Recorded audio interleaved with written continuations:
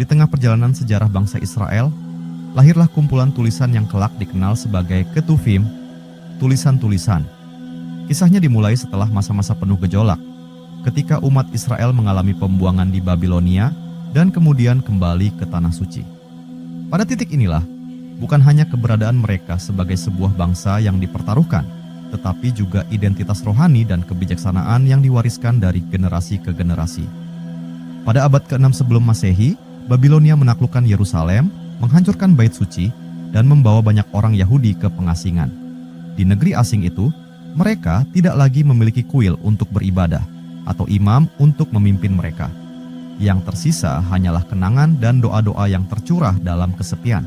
Mazmur-mazmur yang berisi ratapan dan pujian mulai dinyanyikan untuk menguatkan hati mereka. Bagaimana mungkin kita menyanyikan nyanyian Tuhan di tanah asing? Keluh mereka dalam Mazmur 137. Namun, di tengah kegelapan, lahir hikmah baru. Mereka menyadari bahwa meski tanpa kuil, mereka tetap dapat mendekat kepada Tuhan melalui kata-kata dan tulisan. Inilah benih awal dari kitab-kitab pujian, doa, dan kebijaksanaan yang kelak dibukukan dalam Ketuvim. Kisah-kisah kebijaksanaan bangsa Israel menelusuri jejaknya jauh sebelum pembuangan. Tradisi mengatakan bahwa Raja Salomo, penguasa paling bijak yang pernah hidup, telah menulis ribuan peribahasa dan puisi. Amsal-amsal ini mengajarkan cara menjalani hidup yang benar di hadapan Tuhan. Sebagian darinya terekam dalam kitab Amsal dan Pengkhotbah yang memuat renungan mendalam tentang hidup dan kefanaan. Di lain sisi, pujian dari Raja Daud yang selalu mencari Tuhan dalam setiap kemenangan maupun penderitaan membentuk dasar dari kitab Mazmur. Pada masa-masa sulit di pengasingan, Mazmur-mazmur ini menjadi sumber penghiburan dan harapan bagi orang-orang Yahudi yang terpisah dari negerinya. Ada juga kisah-kisah sederhana namun syarat makna yang menggambarkan cinta dan kesetiaan. Salah satunya adalah cerita Ruth, seorang perempuan Moab yang tidak meninggalkan ibu mertuanya, Naomi, meski segala harapan tampak hilang. Kisah Ruth menunjukkan bahwa kesetiaan dan cinta kasih bisa datang dari tempat yang tak terduga, dan menegaskan bahwa setiap orang, bahkan orang asing, memiliki tempat dalam rencana Tuhan. Di belahan sejarah yang berbeda, muncul pula kisah keberanian Ester, seorang ratu Yahudi di Persia. Ketika bangsanya berada di ambang kehancuran, Ester mempertaruhkan nyawanya dan berani menghadap Raja Persia untuk menyelamatkan umatnya. Kisah ini dikenang dan dirayakan dalam Purim sebagai simbol kemenangan atas ketakutan. Ketika akhirnya bangsa Yahudi diizinkan kembali ke Yerusalem, muncul tokoh seperti Ezra dan Nehemia. Mereka tidak hanya memulihkan kota, tetapi juga memulihkan kehidupan rohani umat Israel. Ezra, seorang ahli Taurat, menyadari bahwa umat harus diajarkan kembali mengenai hukum Tuhan. Bersamaan dengan itulah, berbagai tulisan mulai dikumpulkan, dan Ketuvim menjadi bagian dari upaya ini untuk memastikan bahwa hikmah dan sejarah mereka tidak akan pernah dilupakan. Di tengah kota yang perlahan dibangun kembali, kitab-kitab seperti Daniel mulai ditulis, mengisahkan keteguhan iman di masa sulit dan nubuat tentang masa depan. Daniel, seorang Yahudi yang hidup di pengasingan, menunjukkan bahwa bahkan di tanah asing, kesetiaan kepada Tuhan tak pernah goyah. Begitu tulisan-tulisan ini terkumpul, mereka menjadi lebih dari sekadar kisah. Ketuvim mencerminkan seluruh spektrum kehidupan, sukacita, penderitaan, cinta, kebijaksanaan, dan harapan akan masa depan. Kitab-kitab ini tidak hanya berbicara tentang hubungan manusia dengan Tuhan, tetapi juga tentang hubungan manusia satu dengan yang lain dan dengan dirinya sendiri. Ketuvim akhirnya menjadi bagian tak terpisahkan dari Tanakh di samping Torah dan Nevi'im. Meski proses pengumpulan dan kanonisasi berlangsung bertahap hingga abad kedua Masehi, setiap kisah dalam Ketuvim menyimpan jejak panjang pergumulan, harapan, dan kebijaksanaan yang melintasi zaman. Hingga kini, kitab-kitab dalam Ketuvim seperti Mazmur, Amsal, dan Pengkhotbah terus dibaca dan direnungkan oleh banyak orang di seluruh dunia sebagai sumber inspirasi, penghiburan, dan panduan hidup. Ketuvim adalah bagian ketiga dari Tanakh, Alkitab Ibrani, setelah Torah dan Nevi'im. Dalam bahasa Ibrani, Ketuvim berarti tulisan-tulisan. Kitab ini mencakup berbagai genre seperti puisi, hikmah, sejarah, dan apokaliptik. Berikut beberapa tokoh dan peristiwa penting terkait dengan kitab Ketuvim. Pertama, Ayub dan misteri penderitaan orang benar. Ayub, seorang pria saleh dan kaya yang tiba-tiba mengalami penderitaan ekstrim tanpa alasan jelas. Ayub kehilangan semua miliknya, anak-anak, kekayaan, dan kesehatannya. Dalam perdebatan dengan teman-temannya, Ayub mempertanyakan keadilan Tuhan.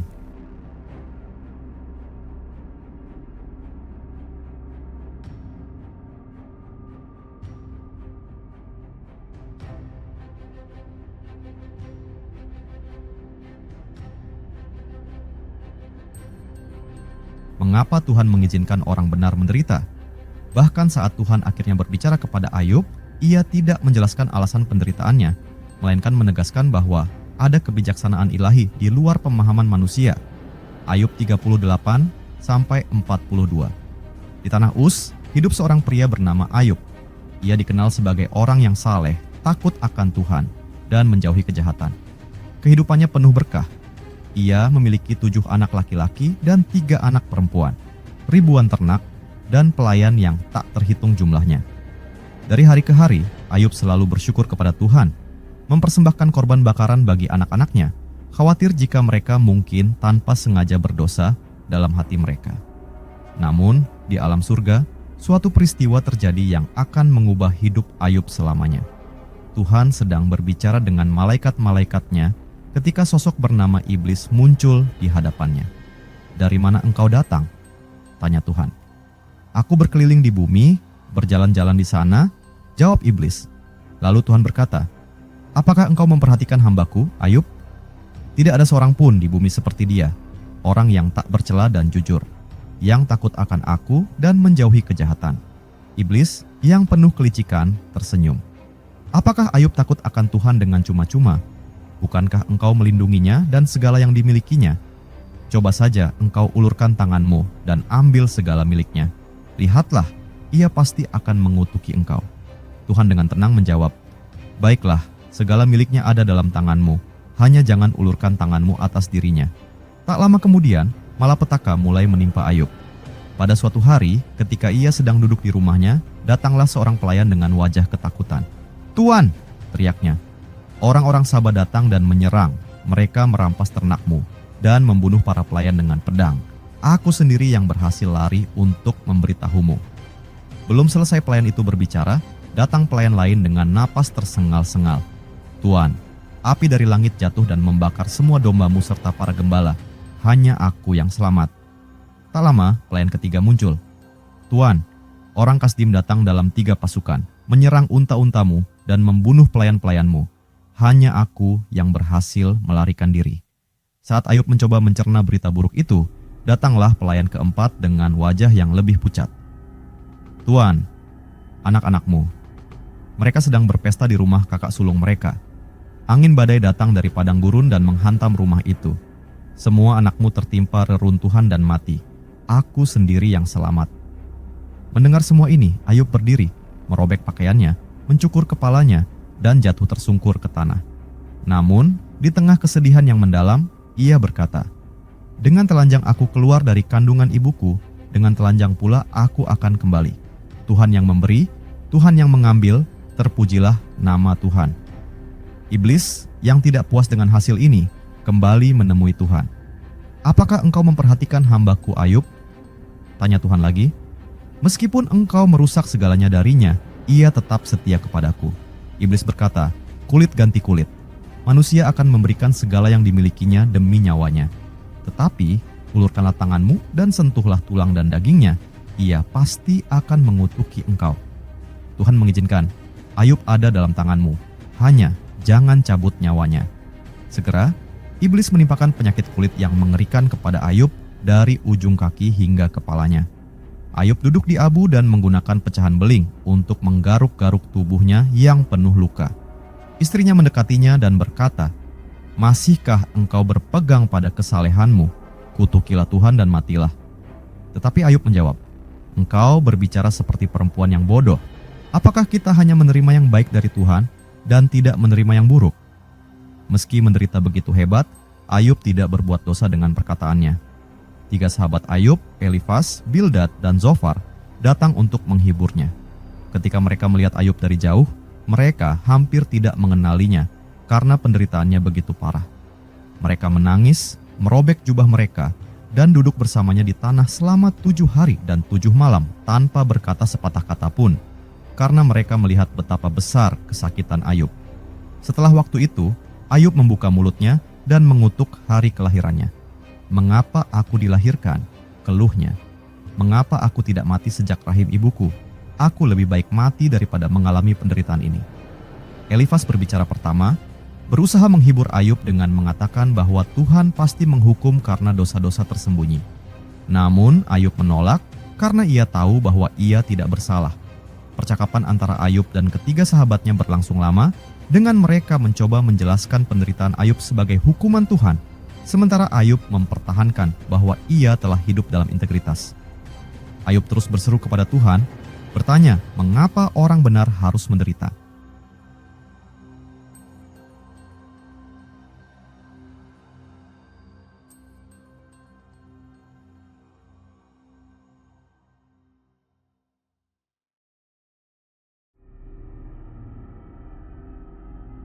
Akhirnya, Tuhan sendiri menjawab dari dalam badai. "Siapakah yang ini yang meragukan hikmatku dengan perkataan tanpa pengetahuan? Bersiaplah seperti laki-laki, aku akan menanyaimu, dan engkau akan menjawab aku."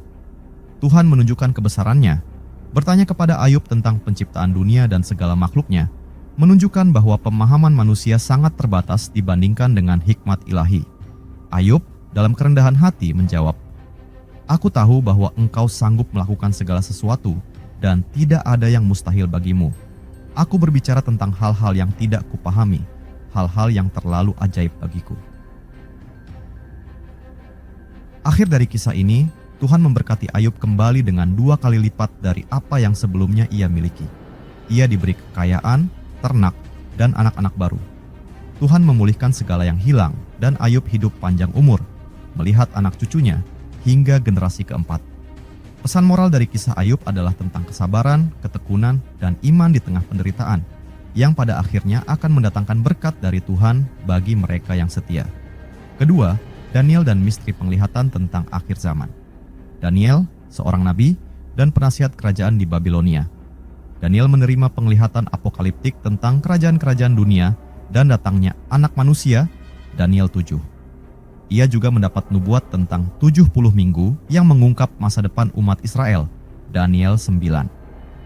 Penglihatan Daniel tentang 4 kerajaan, akhir zaman, dan sosok anak manusia menjadi teka-teki dan diperdebatkan hingga saat ini karena maknanya bersifat simbolis dan sulit diartikan secara tepat. Pada masa pemerintahan Raja Darius di Babilonia, seorang pemuda bernama Daniel dikenal sebagai seorang yang bijaksana dan setia kepada Allah Subhanahu wa Ta'ala. Ia pernah lolos dari gua singa berkat iman yang kuat, namun ada hal lain yang akan menghantui hidupnya. Serangkaian penglihatan misterius tentang akhir zaman. Penglihatan ini begitu mendalam dan sulit dipahami, namun Daniel tahu bahwa Tuhan sedang mengungkapkan rahasia besar tentang masa depan umat manusia. Suatu malam, Daniel terjaga dengan tubuh gemetar. Di dalam mimpinya, ia melihat 4 angin surga berhembus di lautan yang besar. Dari tengah laut, muncul 4 binatang buas yang aneh, masing-masing lebih menakutkan daripada yang lain. Binatang pertama menyerupai singa, namun memiliki sayap seperti elang. Daniel melihat sayap-sayap itu dicabut dan binatang itu berdiri seperti manusia, lalu diberikan hati manusia. Binatang kedua muncul, menyerupai beruang yang sedang mengunyah 3 tulang rusuk di antara giginya. Lalu, binatang ketiga muncul, berbentuk seperti macan tutul, tetapi memiliki 4 sayap dan 4 kepala. Kekuasaan diberikan kepadanya. Binatang keempat muncul, lebih menakutkan dari semua binatang lainnya. Binatang ini sangat kuat, memiliki gigi besi yang besar, dan menghancurkan apa saja yang dilaluinya. Yang paling mengerikan, ia memiliki 10 tanduk. Daniel bergumam dalam tidurnya, apakah arti semua ini? Saat ia sedang mencoba memahami, sebuah tanduk kecil muncul dari antara 10 tanduk binatang keempat. Tanduk ini tumbuh besar dan menghancurkan 3 tanduk lainnya. Tanduk ini tampak memiliki mata seperti mata manusia dan mulut yang berbicara dengan penuh kesombongan. Tiba-tiba, perhatian Daniel teralihkan ke pemandangan yang lain. Di hadapannya tampak sebuah takhta dari api yang menyala. Di atas takhta itu duduklah yang lanjut usia, Allah Subhanahu wa Ta'ala yang kekal. Ribuan malaikat melayaninya dan puluhan ribu lainnya berdiri di hadapannya. Pengadilan dimulai dan kitab-kitab dibuka. Seketika itu juga binatang keempat dihancurkan dan tubuhnya dilemparkan ke dalam api. Ketiga binatang lainnya, meskipun kekuasaannya dicabut, diberi perpanjangan waktu untuk hidup. Kemudian, Daniel melihat sesuatu yang luar biasa. Dari langit datanglah seseorang seperti anak manusia yang datang di atas awan-awan surga. Ia dibawa ke hadapan yang lanjut usia, dan kekuasaan, kemuliaan, serta kerajaan diberikan kepadanya. Semua bangsa, suku, dan bahasa menyembahnya. Kerajaannya adalah kerajaan yang kekal, yang tidak akan pernah hancur. Daniel terbangun dengan jantung berdebar-debar. Penglihatan ini begitu nyata, tetapi juga begitu penuh teka-teki. Ia pun mulai berdoa, memohon pengertian dari Allah Subhanahu wa Ta'ala. Beberapa hari kemudian, malaikat Gabriel mendatanginya. Wajah Daniel pucat, namun Gabriel berbicara dengan lembut. "Daniel, engkau sangat dikasihi oleh Allah Subhanahu wa Ta'ala. Aku datang untuk memberimu pemahaman tentang penglihatan yang engkau lihat." Gabriel menjelaskan bahwa keempat binatang yang dilihatnya melambangkan 4 kerajaan besar yang akan bangkit di dunia, dimulai dari Babilonia. Setiap binatang mewakili kerajaan yang lebih kuat dari sebelumnya, dan binatang keempat adalah kerajaan yang paling ganas, yang akan menghancurkan banyak bangsa.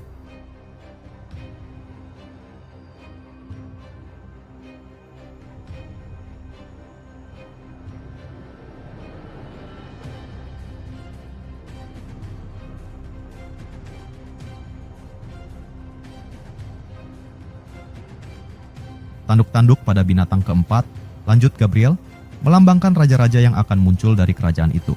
Tetapi tanduk kecil yang engkau lihat, yang berbicara dengan sombong, adalah raja yang akan melawan yang maha tinggi dan menyiksa orang-orang kudusnya. Namun, ia akan dihancurkan ketika waktunya tiba. Daniel mendengarkan dengan seksama. "Dan anak manusia yang datang di atas awan-awan itu?" tanyanya penuh harap. "Itulah Mesias," jawab Gabriel. "Ia akan memerintah selamanya. Segala kekuasaan dan kerajaan akan ada di bawah kedaulatannya, dan kerajaannya tidak akan pernah berakhir." Daniel terdiam, menyadari betapa dahsyatnya penglihatan ini. Ia mengerti bahwa masa depan dunia sudah ditetapkan, dan suatu hari penderitaan umat manusia akan berakhir ketika kerajaan Allah Subhanahu wa Ta'ala turun ke bumi. Namun, meskipun Daniel menerima penjelasan itu, penglihatan ini membuatnya merasa lemah dan terguncang selama beberapa hari. Penglihatan itu terlalu besar untuk dipahami sepenuhnya, namun satu hal yang pasti, penghakiman Allah Subhanahu wa Ta'ala akan datang, dan di akhir segalanya, kebenaran akan menang. Bertahun-tahun berlalu, dan Daniel tetap setia kepada Allah Subhanahu wa Ta'ala meskipun ia tidak selalu memahami sepenuhnya makna dari penglihatannya. Ia menyimpan rahasia-rahasia ini dalam hatinya, menantikan waktu yang telah ditetapkan Allah Subhanahu wa Ta'ala ketika segala sesuatu akan diungkapkan. Kisah Daniel mengingatkan kita tentang misteri masa depan yang hanya Allah Subhanahu wa Ta'ala yang tahu. Namun, di balik penglihatan yang mengerikan, ada janji tentang kerajaan yang kekal, di mana kebenaran dan keadilan akan memerintah selama-lamanya. Ketiga, Kidung Agung dan Misteri Cinta dan Hubungan Ilahi. Diduga ditulis oleh Raja Salomo, Kidung Agung menggambarkan dialog penuh cinta antara seorang pria dan wanita. Meskipun kelihatannya hanya puisi cinta manusia, para rabi dan teolog menafsirkannya sebagai alegori hubungan antara Tuhan dan Israel atau Kristus dan gereja. Apakah Kidung Agung sekadar syair cinta manusia atau mengandung makna spiritual yang lebih dalam tentang hubungan Tuhan dengan umatnya? Di antara puisi-puisi indah yang tertulis dalam kitab-kitab suci, ada sebuah kidung yang menonjol karena kelembutannya, puisi tentang cinta yang mendalam dan misterius. Kidung Agung adalah sebuah syair yang menggambarkan cinta antara seorang kekasih dan yang dikasihinya. Namun, di balik keindahan cinta manusiawi ini, tersembunyi makna cinta ilahi yang begitu mendalam, simbol dari hubungan antara Allah Subhanahu wa Ta'ala dan umatnya. Cerita dimulai dengan suara seorang perempuan muda yang penuh gairah, memanggil kekasihnya. Suaranya lembut namun penuh kerinduan, menggambarkan cinta yang dalam dan murni perempuan. Kiranya ia mencium aku dengan kecupan dari mulutnya, karena cintamu lebih nikmat daripada anggur. Ia merindukan kehadiran kekasihnya, merasakan getaran cintanya yang tidak hanya lembut tapi juga kuat. Bagaikan angin yang manis, membawa harum minyak yang memenuhi udara dengan wangi yang menggoda. Perempuan, tariklah aku bersamamu, marilah kita berlari. Sang raja telah membawa aku ke dalam kamar-kamarnya. Kekasihnya, seorang gembala yang tampan dan penuh kasih, tak bisa jauh darinya. Ia pun berbicara, memuji kecantikan kekasihnya yang tiada banding. Kekasih, lihatlah, engkau cantik, manisku, sungguh cantik, matamu bagaikan merpati. Perempuan itu tersipu, namun ia tak menolak pujian dari kekasihnya. Ia merasakan bagaimana cinta mereka telah mengikat hati dan jiwa mereka dalam satu ikatan yang tak terpisahkan. Perempuan, akulah bunga mawar dari Saron, bunga bakung di lembah-lembah. Namun kekasihnya dengan lembut menjawab, menegaskan bahwa baginya, ia bukan sekadar bunga di antara banyak bunga. Kekasih, seperti bunga bakung di antara semak berduri, demikianlah engkau, kekasihku, di antara perempuan-perempuan. Perempuan itu tersenyum dan ia membalas dengan memuji kekasihnya. Baginya, kekasihnya adalah sosok yang luar biasa, lebih unggul dari segala sesuatu yang lain. Perempuan, seperti pohon apel di antara pohon-pohon di hutan, demikianlah kekasihku di antara pemuda-pemuda. Dengan manis aku duduk di bawah naungannya, buahnya manis di langit-langit mulutku. Mereka bersama-sama menikmati waktu mereka, saling mengasihi dengan kebahagiaan yang tak terkatakan. Namun cinta mereka bukan hanya tentang gairah dan asmara, tetapi juga tentang komitmen dan dedikasi. Di dalam cinta ini ada rasa aman, kepercayaan, dan perlindungan yang mendalam. Tetapi cinta tidak selalu berjalan mulus. Ada waktu ketika perempuan itu terpisah dari kekasihnya. Malam hari tiba dan ia terbangun dalam kekhawatiran, menyadari bahwa kekasihnya tidak ada di sisinya. Jantungnya berdebar kencang dan ia memutuskan untuk mencarinya. Perempuan, di atas tempat tidurku pada malam hari, ku cari kekasih jiwaku. Ku cari dia, tapi tidak kutemukan.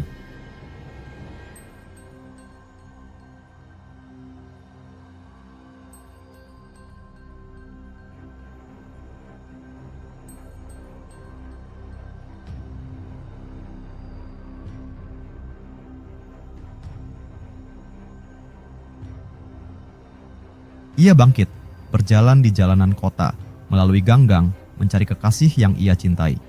Ia bertanya pada para penjaga kota, "Perempuan, apakah kalian melihat kekasih jiwaku?" Ketika ia hampir putus asa, akhirnya ia menemukannya. Dengan penuh sukacita, ia memeluknya erat-erat, tidak ingin melepaskannya lagi. "Perempuan, kutemukan kekasih jiwaku, aku memeluknya, dan tidak akan membiarkannya pergi." Namun, cerita mereka tidak berhenti di sini. Hubungan mereka semakin dalam, mencerminkan keindahan dari cinta yang sejati. Mereka tidak hanya saling mengagumi secara fisik, tetapi juga mengenal hati dan jiwa masing-masing dengan lebih dalam. Kekasih itu memandang kekasihnya seolah ia adalah segala sesuatu yang berharga di dunia ini. Kekasih, engkau bagaikan taman tertutup, mata air tersembunyi, sebuah kebun yang dipenuhi dengan buah-buahan terbaik. Dan perempuan itu dengan penuh kasih menjawab, seolah-olah ia adalah tanah yang subur di mana cinta kekasihnya dapat tumbuh dan berkembang. Perempuan, bangkitlah angin utara, datanglah angin selatan. Berhembuslah di kebunku agar semerbak wangi buah-buahanku mengalir. Mereka bersama dalam kesatuan yang sempurna, seolah-olah cinta mereka tidak lagi hanya milik dunia ini, tetapi menyentuh yang kekal.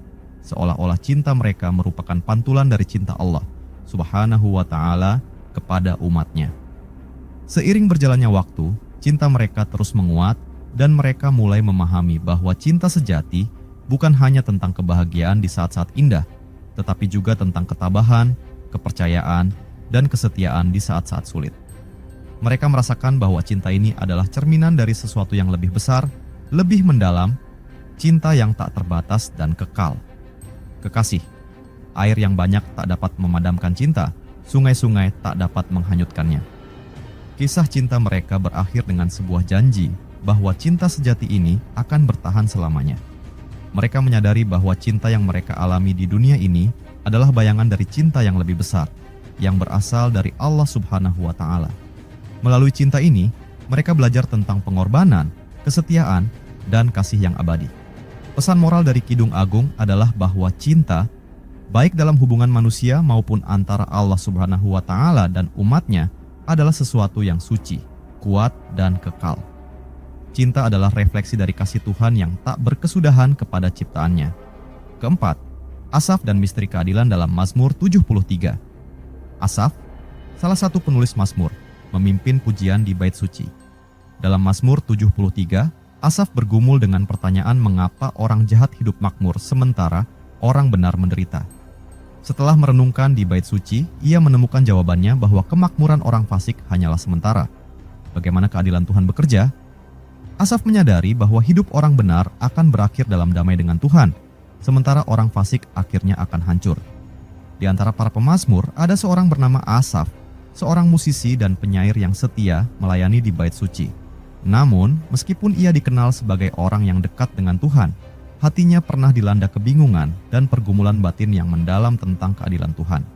Pengalamannya ini tercatat dalam Mazmur 73, sebuah kisah tentang pencarian keadilan di tengah ketidakadilan dunia. Pada suatu hari, Asaf berdiri di bait suci, memandang ke arah langit dengan hati yang dipenuhi pertanyaan. Dalam benaknya, ia bertanya-tanya mengapa kehidupan terasa tidak adil.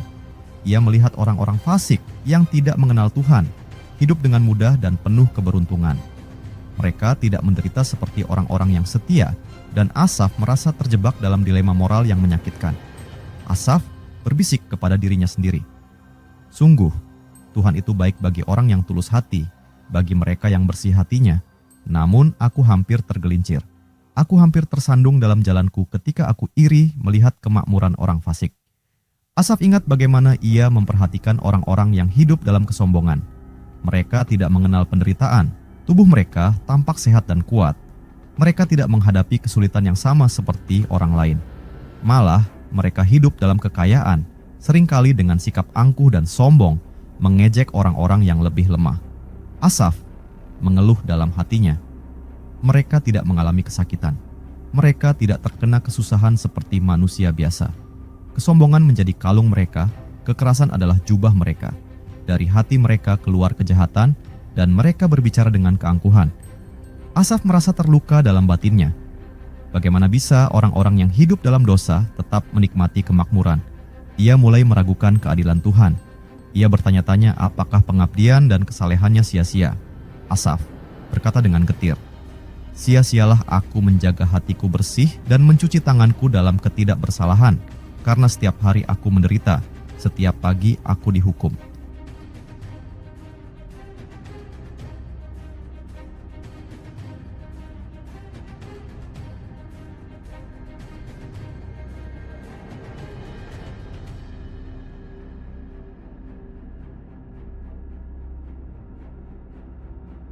Namun Asaf tidak menyerah begitu saja pada pergumulan batinnya. Ia tahu bahwa tidak mungkin Tuhan berlaku tidak adil, tetapi ia tak bisa memahami situasinya. Ia merasa seakan berada di persimpangan jalan, antara mempertanyakan keadilan Tuhan dan tetap beriman. Dalam kebimbangannya, ia tahu bahwa mengungkapkan hal ini kepada orang-orang lain mungkin akan membuat mereka tersesat. Ia tetap diam, menyimpan semuanya dalam hati. Asaf berkata pelan, "Jika aku berkata, aku akan berbicara seperti mereka. Sungguh, aku akan berkhianat terhadap generasi anak-anakmu." Dalam pencariannya akan jawaban, Asaf pergi ke tempat paling suci, bait suci. Ia mencari kehadiran Tuhan, memohon hikmat untuk memahami apa yang ia alami. Saat berada di tempat ibadah, perlahan-lahan, sesuatu yang ajaib terjadi. Asaf mulai melihat segalanya dengan pandangan yang berbeda. Tuhan membuka matanya untuk memahami nasib akhir orang-orang fasik. Asaf berdoa dengan perasaan baru. "Ketika aku masuk ke dalam tempat kudus Allah Subhanahu wa Ta'ala, aku mengerti akhir mereka. Sungguh, di tempat yang licin Engkau menempatkan mereka. Mereka Engkau jatuhkan ke dalam kehancuran. Betapa tiba-tiba mereka binasa, mereka lenyap oleh kengerian." Dengan pencerahan ini, Asaf menyadari bahwa kekayaan dan kemakmuran orang-orang fasik hanya sementara. Nasib mereka pada akhirnya adalah kehancuran, meskipun saat ini mereka tampak sejahtera.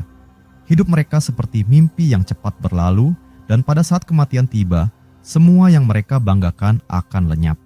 Asaf merasakan kelegaan yang dalam, meskipun ia sebelumnya merasa bodoh dan tak memahami. Ia menyadari bahwa keadilan Tuhan seringkali tidak terlihat secara langsung, tetapi pada akhirnya Tuhan selalu menegakkan kebenaran. Yang paling penting, Asaf menemukan bahwa bukan kekayaan atau keadaan dunia yang memberi kebahagiaan sejati, melainkan kedekatan dengan Tuhan. Asaf dengan rendah hati, "Aku dungu dan tidak mengerti. Aku seperti hewan di hadapanmu. Namun aku selalu di dekatmu. Engkau memegang tangan kananku. Engkau menuntun aku dengan nasihatmu, dan kemudian engkau akan menerima aku dengan kemuliaan." Asaf menyadari bahwa hubungan dengan Tuhan lebih bernilai daripada segala harta dunia. Ia memahami bahwa apapun yang terjadi di dunia ini, yang paling penting adalah berada di dalam hadirat Tuhan. Tak peduli betapa sulitnya hidup atau betapa tidak adilnya keadaan di dunia, ia menemukan penghiburan dalam keyakinan bahwa Tuhan selalu bersamanya. Dan pada akhirnya, Tuhan akan memulihkan keadilan. Asaf dengan penuh keyakinan, "Siapa gerangan ada padaku di surga selain engkau? Selain engkau, tidak ada yang kuingini di bumi. Sekalipun tubuhku dan hatiku habis lenyap, gunung batuku dan bagianku tetaplah Allah Subhanahu wa Ta'ala selama-lamanya." Asaf, yang tadinya hampir tersandung karena rasa iri dan kebingungannya, kini berdiri kokoh dalam kepercayaan kepada Tuhan. Ia mengerti bahwa nasib orang benar tidak ditentukan oleh kemewahan dunia, tetapi oleh kedekatan mereka dengan Allah Subhanahu wa Ta'ala. Asaf akhirnya bisa berkata dengan penuh iman bahwa Tuhan adalah pelindungnya, dan bahwa siapapun yang jauh dari Tuhan akan binasa. Sebaliknya, mereka yang dekat dengan Tuhan akan menemukan perlindungan dan keselamatan. Asaf mengakhiri dengan penuh keyakinan, "Tetapi bagiku, dekat dengan Allah Subhanahu wa Ta'ala adalah baik. Aku telah menaruh tempat perlindunganku pada Tuhan Allah Subhanahu wa Ta'ala, supaya aku dapat menceritakan segala pekerjaanmu." Kisah Asaf dalam Mazmur 73 adalah sebuah pelajaran tentang bagaimana iman diuji ketika kita melihat ketidakadilan di dunia. Namun, melalui pencarian yang jujur di hadapan Tuhan, Asaf menemukan bahwa Tuhan selalu adil dan bahwa kebahagiaan sejati hanya ditemukan dalam hubungan yang mendalam dengannya. Ketika dunia terlihat tidak adil, kita diingatkan bahwa pandangan kita terbatas, tetapi Tuhan melihat segala sesuatu dari sudut pandang kekekalan. Kelima, Rut dan misteri penebusan melalui orang asing. Rut, seorang perempuan Moab, dan Boas, seorang pria Israel. Rut meninggalkan bangsanya dan mengikut Naomi ke Israel. Ia menikahi Boas dan menjadi nenek buyut Raja Daud. Mengapa Tuhan memilih seorang perempuan asing dari Moab untuk menjadi bagian dari garis keturunan Mesias? Kisah ini menyiratkan bahwa rencana Tuhan mencakup semua bangsa dan penebusan bisa datang dari mana saja. Di tanah Moab, seorang perempuan bernama Naomi duduk dalam kepedihan yang dalam. Kehidupannya yang dulu penuh kebahagiaan kini berubah menjadi kepahitan. Ia telah kehilangan suaminya, Elimelek, dan kedua putranya, Mahlon dan Kilion. Ia hanya tinggal bersama dua menantunya, Orpa dan Rut, yang juga sama-sama kehilangan suami mereka. Naomi merasa hancur dan sendirian di negeri asing ini. Dalam hatinya, ia memutuskan untuk pulang ke Bethlehem, tanah kelahirannya, di Israel. Suatu hari, Naomi memanggil kedua menantunya.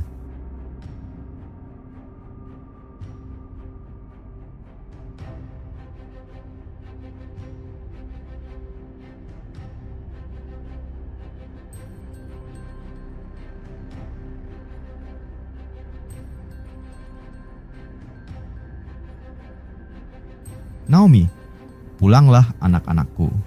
Pergilah masing-masing ke rumah ibunya. Semoga Tuhan berbuat baik kepadamu, sebagaimana kalian telah berbuat baik kepada suami-suami kalian dan kepadaku. Semoga kalian menemukan tempat perlindungan di rumah suami yang baru." Kedua perempuan itu menangis, tak ingin meninggalkan Naomi. Namun Naomi bersikeras, menyadari bahwa ia tidak dapat memberikan masa depan bagi mereka. "Naomi, mengapa kalian ikut bersamaku? Aku tak lagi memiliki anak lelaki yang bisa menjadi suamimu. Aku sudah terlalu tua untuk menikah lagi. Dan jikapun aku menikah dan melahirkan anak laki-laki, apakah kalian akan menunggu mereka tumbuh dewasa? Tidak, anak-anakku. Lebih baik kalian kembali." Dengan hati yang berat, Orpa mencium Naomi, menangis, dan pergi. Tetapi Rut tetap berdiri di hadapan Naomi, tak bergerak, meskipun Naomi terus mendesaknya. "Naomi, lihat, iparmu sudah kembali kepada bangsanya dan kepada Allah Subhanahu wa Ta'alanya. Pulanglah engkau juga, Rut." Namun Rut tak bergeming, matanya penuh keteguhan hati, dan ia berkata dengan suara lembut tapi penuh keberanian, "Rut, janganlah desak aku untuk meninggalkan engkau atau berpaling dari mengikuti engkau. Kemana engkau pergi, aku pun akan pergi. Di mana engkau tinggal, aku pun akan tinggal. Bangsamu akan menjadi bangsaku, dan Allah Subhanahu wa Ta'ala akan menjadi Allah Subhanahu wa Ta'alaku. Di mana engkau mati, aku pun akan mati, dan di sanalah aku akan dikuburkan. Kiranya Tuhan menghukum aku, bahkan lebih lagi jika ada yang memisahkan aku dari engkau selain kematian. Naomi terharu oleh tekad Rut. Ia menyadari bahwa Rut sungguh-sungguh ingin menemaninya. Maka, tanpa banyak berkata lagi, mereka berdua pun memulai perjalanan kembali ke Bethlehem. Setibanya di Bethlehem, kerabat dan kenalan lama, Naomi terkejut melihatnya kembali. Orang-orang Bethlehem, apakah ini Naomi? Namun, Naomi yang hatinya dipenuhi kepahitan menjawab dengan lirih, Naomi, jangan panggil aku Naomi, artinya manis. Panggillah aku Mara, artinya pahit. Karena Yang Maha Kuasa telah memenuhi hidupku dengan kepahitan. Aku pergi dengan penuh, tetapi Tuhan membawaku kembali dengan tangan hampa. Rut dan Naomi mulai menetap di Bethlehem. Karena mereka miskin, Rut menawarkan diri untuk pergi ke ladang dan memungut sisa-sisa gandum yang tertinggal setelah para penuai. Ini adalah hak yang diberikan kepada orang-orang miskin di Israel. Rut, izinkan aku pergi ke ladang ibu untuk memungut sisa gandum di belakang para penuai, agar kita bisa makan. Naomi mengangguk setuju, dan Rut pergi ke ladang. Takdir membawa Rut ke ladang milik seorang pria kaya dan baik hati bernama Boas, yang merupakan keluarga Naomi dari pihak suaminya. Ketika Boas tiba di ladangnya, ia melihat Rut bekerja dengan giat, dan ia bertanya kepada para pekerjanya tentang siapa perempuan itu. Boas, siapakah perempuan muda ini? Pekerja, ia adalah perempuan Moab yang datang bersama Naomi dari tanah Moab. Dia meminta izin untuk memungut sisa-sisa gandum, dan ia telah bekerja sejak pagi tanpa berhenti. Terkesan oleh kerendahan hati dan kerja keras Rut, Boas mendekatinya. Boas, dengarlah anakku, jangan pergi memungut gandum di ladang lain, tetapi tetaplah di sini bersama para perempuan pekerjaku. Ikutlah di belakang mereka dan minumlah dari air yang diambil oleh para pelayan laki-laki. Rut terkejut oleh kebaikan Boas. Ia jatuh tersungkur dan berkata dengan penuh rasa syukur, Rut, mengapa aku mendapat belas kasihan darimu, padahal aku orang asing? Boas tersenyum lembut dan menjawab, Boas, aku telah mendengar semua yang telah engkau lakukan untuk mertuamu setelah suamimu meninggal, bagaimana engkau meninggalkan ayah dan ibumu serta tanah kelahiranmu, dan datang kepada bangsa yang sebelumnya tidak engkau kenal. Kiranya Tuhan membalas perbuatanmu itu, dan semoga engkau mendapat upah penuh dari Tuhan, Allah Subhanahu wa Ta'ala Israel, yang di bawah sayapnya engkau datang berlindung. Rut terharu mendengar kata-kata itu. Sejak saat itu, Boas terus memperhatikan Rut. Ia memerintahkan para pekerjanya untuk tidak mengganggu Rut dan bahkan sengaja meninggalkan lebih banyak gandum untuk dipungutnya. Ketika Rut kembali ke rumah dengan hasil panennya yang melimpah, Naomi heran dan bertanya, Naomi, di ladang siapa engkau memungut hari ini? Rut, di ladang seorang pria bernama Boas. Mendengar nama itu, wajah Naomi cerah. Ia mengenal Boas dan ia tahu bahwa Boas adalah seorang kerabat dekat yang dapat menebus mereka. Naomi, Tuhan memberkati dia. Orang itu adalah kerabat kita yang dekat, salah satu penebus kita. Setelah beberapa waktu, Naomi memberi saran kepada Rut untuk mendekati Boas sebagai penebus mereka. Menurut hukum Israel, kerabat dekat dapat menebus tanah keluarga yang hilang dan menikahi janda untuk melanjutkan keturunan keluarga. Naomi, mandilah dan pakailah pakaian terbaikmu. Pergilah ke tempat pengirikan, tetapi jangan biarkan Boas tahu bahwa engkau ada di sana sampai ia selesai makan dan minum.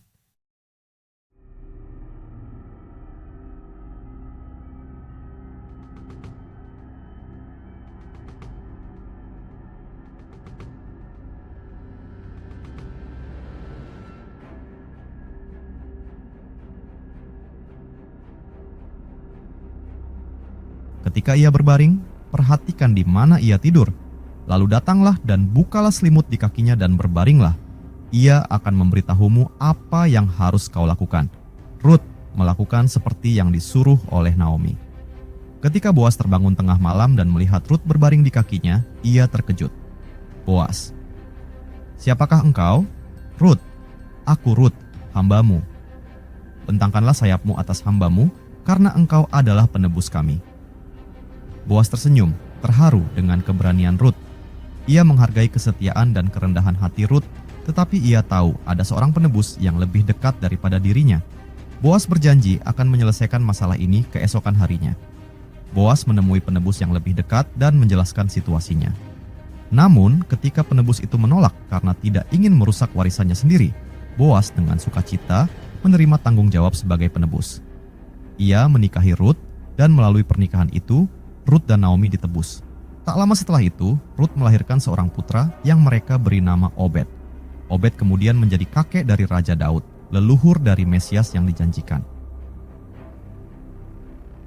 Pesan dari kisah Rut adalah tentang penebusan, kesetiaan, dan bagaimana Tuhan bekerja melalui hal-hal yang tampaknya sederhana dan biasa untuk menggenapi rencananya yang besar. Cinta, pengorbanan, dan iman. Rut mengubah masa depan, tidak hanya bagi dirinya sendiri, tetapi bagi seluruh umat manusia. Keenam, Ester dan misteri kehadiran Tuhan dalam keheningan. Ester, seorang perempuan Yahudi yang menjadi ratu Persia, dan Haman, yang berusaha memusnahkan bangsa Yahudi. Dalam kitab Ester, nama Tuhan tidak disebutkan sekalipun. Namun, melalui tindakan berani Ester dan nasihat Mordekhai, bangsa Yahudi diselamatkan dari pemusnahan. Mengapa Tuhan tampak diam dan tidak disebutkan dalam kitab ini? Misteri tersembunyi dalam Ester adalah bahwa Tuhan bekerja di balik layar melalui peristiwa sehari-hari dan keberanian manusia. Di istana megah kerajaan Persia, di bawah pemerintahan Raja Ahasweros, Xerxes, hidup seorang wanita muda bernama Ester. Ia bukanlah seorang bangsawan ataupun keturunan raja, melainkan seorang yatim piatu dari kalangan bangsa Yahudi yang tinggal di pengasingan. Ester dibesarkan oleh pamannya, Mordekhai, seorang pria yang taat kepada Allah Subhanahu wa Ta'ala dan penuh hikmat. Kisah Ester dimulai dengan pemecatan Ratu Wasti, istri Raja Ahasweros.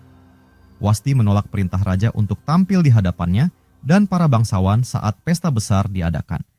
Karena penolakannya, Wasti dijatuhkan dari kedudukannya sebagai ratu, dan Raja Ahasweros memerintahkan agar seluruh negeri mencari perempuan muda yang cantik untuk menggantikannya sebagai ratu.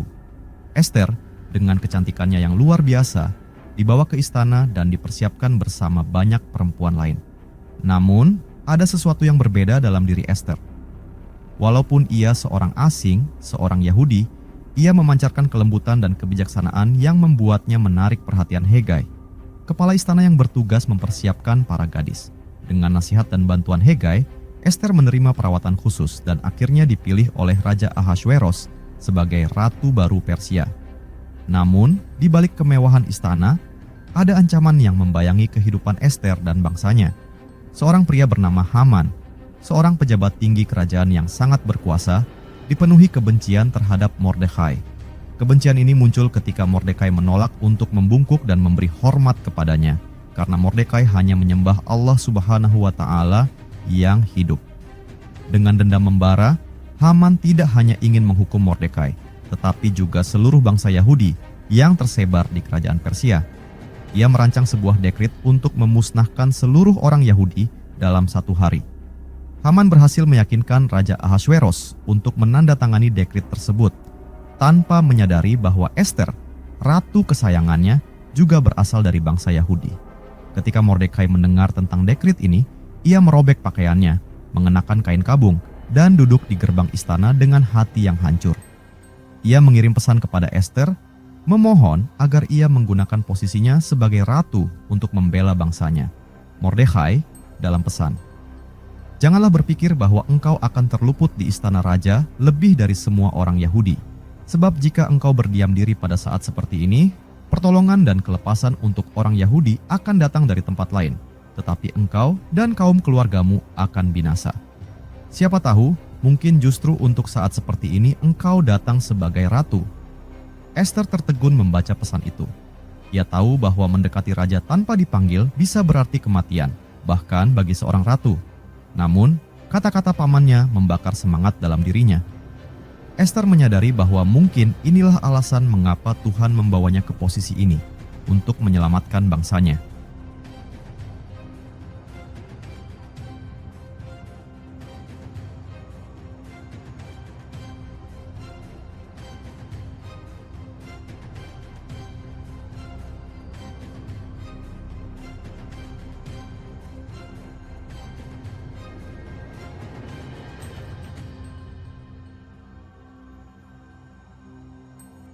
Ester, pergilah, kumpulkan semua orang Yahudi yang ada di Susan.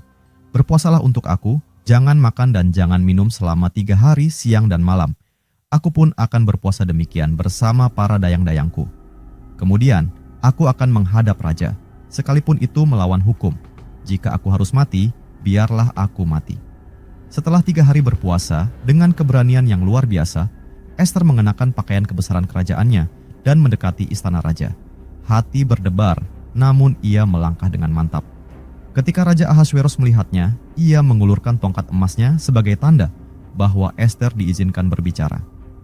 Raja Ahasveros, apa yang kau inginkan, Ratu Ester? Apa permohonanmu? Bahkan jika setengah kerajaan ini kau minta, itu akan kuberikan kepadamu. Namun Ester bijaksana. Ia tidak langsung mengungkapkan ancaman yang dihadapi bangsanya.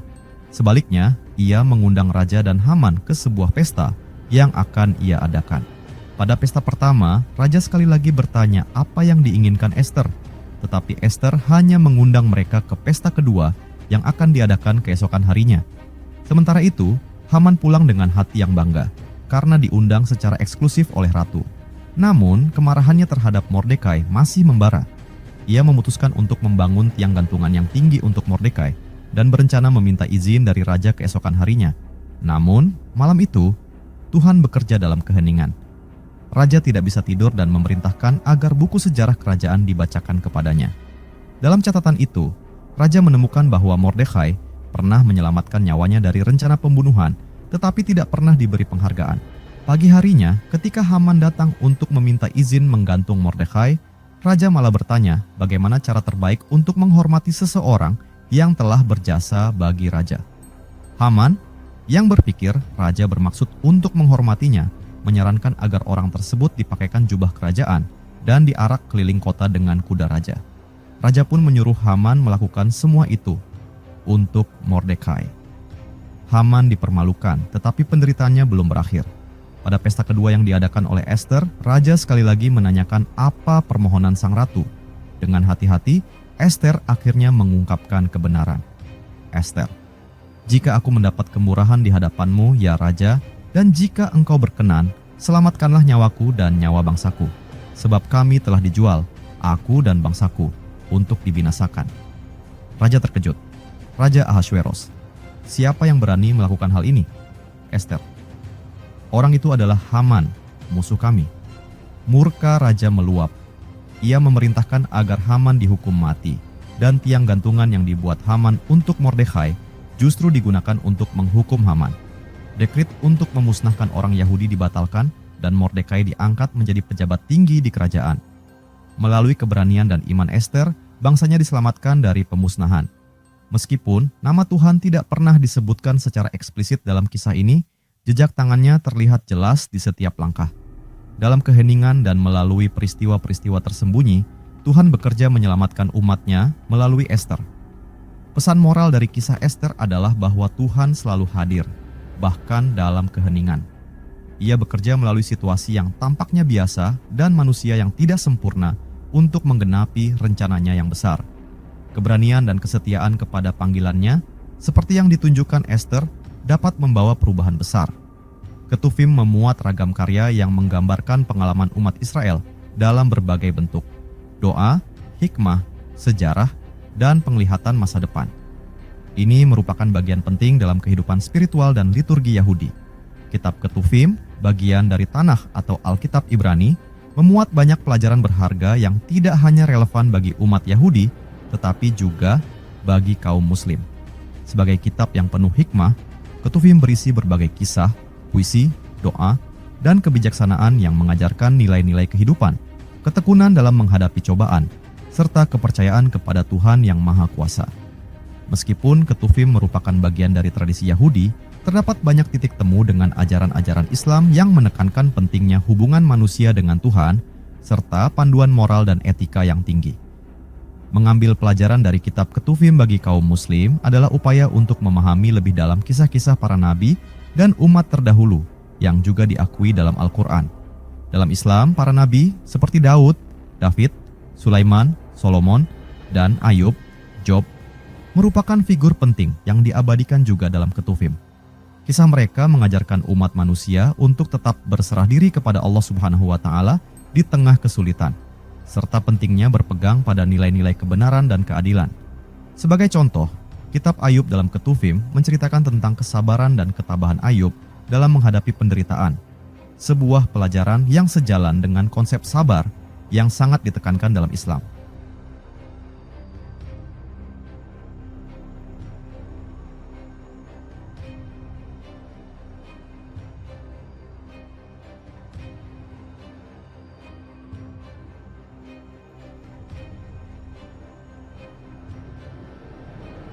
Ayub, yang dalam Al-Quran disebut Nabi Ayub, menghadapi ujian yang sangat berat, namun ia tetap sabar dan tidak pernah meninggalkan kepercayaannya kepada Tuhan. Pelajaran ini penting bagi kaum muslim untuk terus beriman dan berpegang teguh pada Allah Subhanahu wa Ta'ala dalam segala keadaan. Kisah Rut, seorang perempuan asing yang akhirnya menjadi leluhur Nabi Daud, mengajarkan tentang pentingnya kesetiaan, keteguhan hati, dan pengorbanan. Rut yang bukan berasal dari bangsa Israel menunjukkan bahwa ketakwaan dan amal perbuatan seseorang lebih penting daripada asal-usulnya. Hal ini sejalan dengan ajaran Islam yang menekankan bahwa kedudukan seseorang di mata Allah Subhanahu wa Ta'ala tidak ditentukan oleh asal-usul atau keturunannya, melainkan oleh tingkat ketakwaannya. Selain itu, kitab Mazmur, Zabur, yang dianggap sebagai doa-doa Nabi Daud, dipenuhi dengan pujian kepada Tuhan, yang mengingatkan kaum muslim pada pentingnya zikir, syukur, dan berdoa kepada Allah Subhanahu wa Ta'ala dengan sepenuh hati. Mazmur juga mengajarkan kita untuk selalu memuji dan berserah kepada Allah Subhanahu wa Ta'ala dalam segala keadaan, baik di saat senang maupun susah. Mengambil pelajaran dari kitab Ketuvim bukan berarti meninggalkan ajaran Islam, tetapi justru memperkaya pemahaman kita tentang kebesaran Allah Subhanahu wa Ta'ala dan cara-caranya berinteraksi dengan umat manusia di berbagai zaman. Islam mengajarkan untuk belajar dari sejarah dan umat terdahulu, dan Ketuvim memberikan contoh-contoh hidup tentang bagaimana umat manusia menghadapi ujian, menunjukkan kesetiaan kepada Tuhan, serta menegakkan kebenaran dan keadilan. Dalam Al-Quran, Allah Subhanahu wa Ta'ala memerintahkan umat manusia untuk mengambil hikmah dari kisah-kisah para nabi dan orang-orang saleh yang datang sebelum kita, sebagaimana disebutkan dalam surah Yusuf. Sesungguhnya pada kisah-kisah mereka itu terdapat pelajaran bagi orang-orang yang berakal. Quran Surah Yusuf ayat Yus on Bir. Dengan mempelajari Ketuvim, kaum muslim bisa lebih memahami konteks sejarah dan keagamaan, serta mengambil inspirasi dari kebijaksanaan yang terkandung di dalamnya untuk diterapkan dalam kehidupan sehari-hari. Sebagai muslim, memahami dan memetik pelajaran dari kitab Ketuvim dapat memperkuat iman, meneguhkan rasa syukur, kesabaran, dan kepercayaan kepada Allah Subhanahu wa Ta'ala, serta memperdalam pengertian kita tentang rencananya yang lebih luas untuk umat manusia. Walaupun kitab Ketuvim bukan bagian dari wahyu yang secara eksplisit diakui dalam Islam, beberapa tokohnya seperti Daud, Sulaiman, dan Ayub, serta ajaran-ajaran bijaknya, memiliki paralel dan kesinambungan dengan ajaran Islam. Islam memandang bahwa Allah Subhanahu wa Ta'ala menurunkan wahyu kepada para nabinya di berbagai bangsa dan zaman. Oleh karena itu, beberapa hikmah dalam Ketuvim seperti pujian, kesabaran, dan keadilan tetap selaras dengan nilai-nilai dalam Islam. Pada akhirnya, Islam mengajarkan bahwa semua hikmah sejati bersumber dari Allah Subhanahu wa Ta'ala, dan manusia diingatkan untuk selalu bertawakal, bersyukur, serta mencari kebenaran dan kebijaksanaan, baik dalam teks-teks suci maupun dalam kehidupan sehari-hari.